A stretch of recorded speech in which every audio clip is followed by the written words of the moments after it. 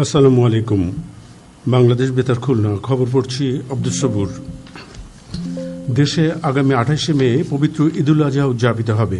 গতকাল সন্ধ্যায় রাজধানীতে ইসলামিক ফাউন্ডেশনের বায়তুল মুকাররমের সভাকক্ষে অনুষ্ঠিত জাতীয় চাঁদ দেখা কমিটির সভায় এ সিদ্ধান্ত জানানো হয়। ধর্মমন্ত্রী কাজী শাহ মোফাজ্জল হোসেন কায়কোবাদ এতে সভাপতিত্ব করেন।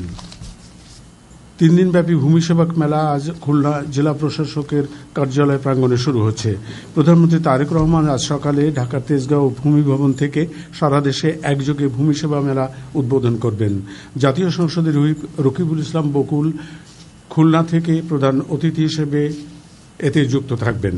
জেলা প্রশাসক মিজ হুরে জান্নাতের সভাপতিত্বে বিভাগীয় commissioner Mohammad Abdullah Harun, DIG Mohammad Rezaul Karim, police commissioner Mohammad Zahidul Hasan ও পুলিশ সুপার মোহাম্মদ তাজুল ইসলাম এতে বিশেষ অতিথি থাকবেন। এর আগে এ উপলক্ষে খুলনা মহানগরীর শহীদ হাদিস পার্ক থেকে এক বর্ণাঢ্য শোভাযাত্রা বের হয়ে জেলা প্রশাসকের কার্যালয় প্রাঙ্গণে গিয়ে শেষ হবে। মেলা চলাকালীন সময়ে খুলনা বিভাগীয় কমিশনারের কার্যালয় এবং জেলা প্রশাসকের কার্যালয়ের উদ্যোগে পৃথক 2টি সেমিনার অনুষ্ঠিত হবে। এছাড়া মেলায় স্কুলের শিক্ষার্থীদের মধ্যে ভূমি সেবা বিষয়ক সচেতনতা সৃষ্টিতে প্রতিদিন মেলা পরিদর্শন ও ডিজিটাল ভূমি সেবা সম্পর্কে হাতে কলমে ধারণা দেওয়া হবে। পাশাপাশি ভূমি সেবা ও ভূমি আইন বিষয়ে কুইজ প্রতিযোগিতার আয়োজন করা হবে।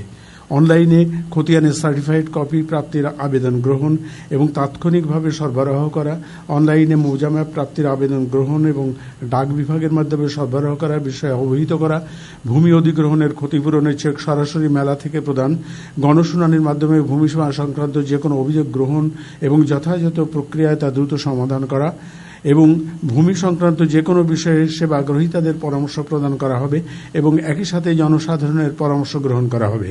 মেলা প্রতিদিন সকাল 10টা থেকে বিকেল 4টা পর্যন্ত সকলের জন্য উন্মুক্ত থাকবে। খুলনা বিভাগীয় কমিশনারের কার্যালয় এবং জেলা প্রশাসন যৌথভাবে এর আয়োজন করেছে।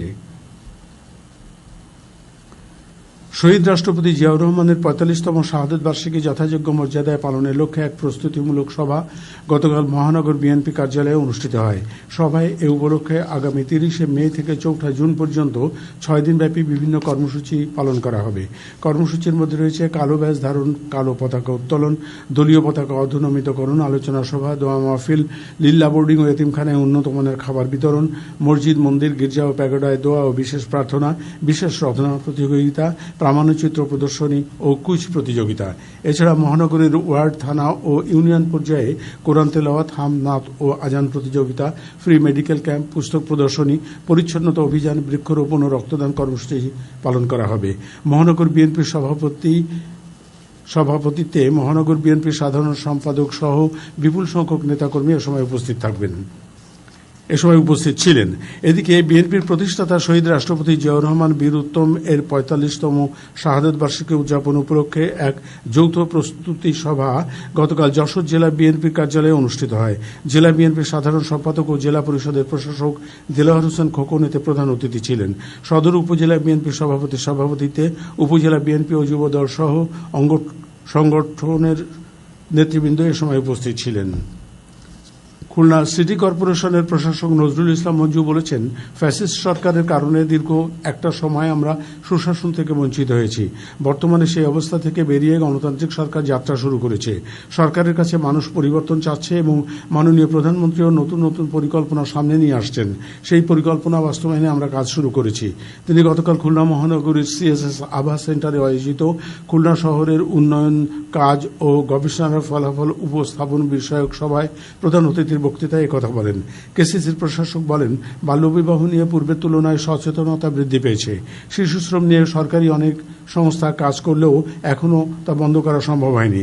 তিনি শিশুশ্রম বন্ধ এবং প্রাথমিক শিক্ষা থেকে শিশুরা যেন ঝরে না পড়ে সেজন্য কেসিসির সাথে বেসরকারি সংস্থাসমূহের কাজের সমন্বয়ের উপর গুরুত্ব আরোপ করেন এবং এই জন্য নগর ভবনে একটি পৃথক শাখা খোলার পরিকল্পনার কথা বলেন।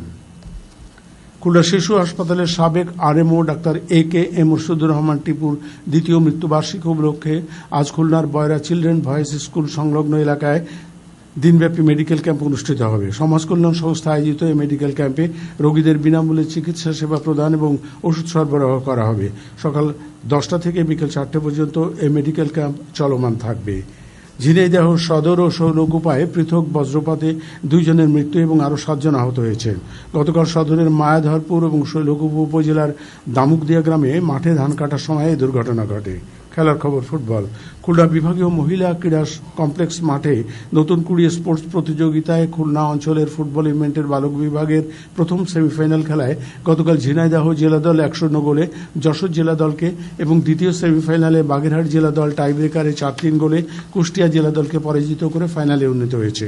এছাড়া বয়রা পুলিশ লাইন মাঠে বালিকা বিভাগের প্রথম সেমিফাইনাল খেলায় মাগুরা জেলা দল 6-0 গোলে ঝিনাইদহ জেলা দলকে এবং দ্বিতীয় সেমিফাইনালে নড়াইল জেলা দল 5-0 গোলে মেহেরপুর জেলা দলকে পরাজিত করে ফাইনালে উন্নীত হয়েছে। এদিকে খুলনার ডাবুর মাঠে প্রাইজ মানি ফুটবল টুর্নামেন্টের গতকালের খেলায় আইকন একাডেমি 2-0 গোলে খুলনা আবাহনী ক্রীড়া চক্রকে পরাজিত করেছে। ক্রিকেট। সাতক্ষীরার দেবাড়া উপজেলার উত্তর সখীপুর পিলের মাঠে 8 দলীয় ইউনিয়ন কাপ ক্রিকেট টুর্নামেন্টের গতকালের ফাইনাল খেলায় আগরদাড়ি ইউনিয়ন ক্রিকেট একাদশ 4 উইকেটে কুলিয়া ইউনিয়ন একাদশকে পরাজিত করেছে। সবশেষে আবহাওয়া। আজ বেলা 1টা পর্যন্ত পূর্বাভাসে বলা হয়েছে ঢাকা, টাঙ্গাইল, ময়মনসিংহ, কুমিল্লা ও সিলেট অঞ্চলে পশ্চিম উত্তর পশ্চিম দিক থেকে অস্থায়ীভাবে ঘন্টায় 45 থেকে 60 কিলোমিটার বেগে দমকা থেকে ঝোড়ো হাওয়া বয়ে যেতে পারে।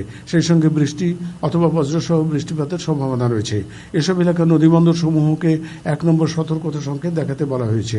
খবর শেষ হলো। আমাদের পরবর্তী খবর প্রচারিত হবে দুপুর 12টা 10 মিনিটে বাংলায়।